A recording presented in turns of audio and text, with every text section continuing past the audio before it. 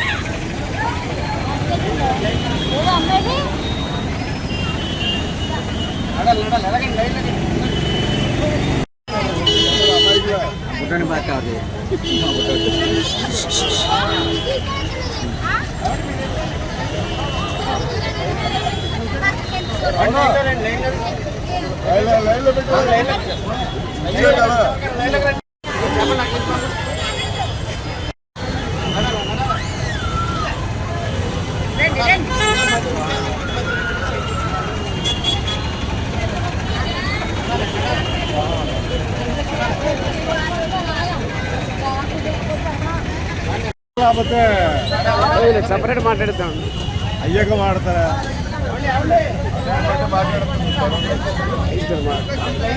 మాట్లాడతారు అక్కడ మాట్లాడము।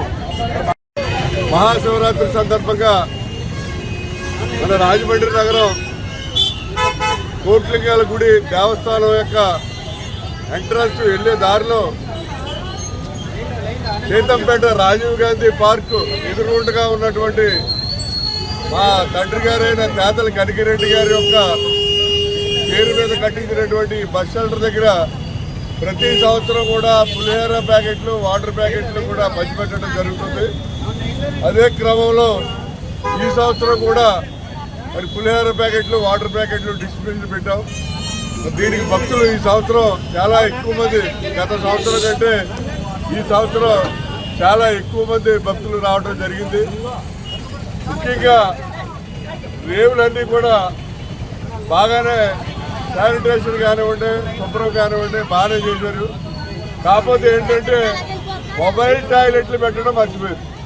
మరి వేలాది మంది జనం వస్తున్నారు, ఎమర్జెన్సీగా యూరిన్కి వెళ్ళాలన్నా లేకపోతే ల్యాబొరేటరీకి వెళ్ళాలన్నా మరి మొబైల్ టాబ్లెట్లు లేకపోతే బాబు వాళ్ళు ఎక్కడికి వెళ్తారు? వాళ్ళ ఆ పరిస్థితిలో చాలా ఇబ్బంది పడే పరిస్థితి.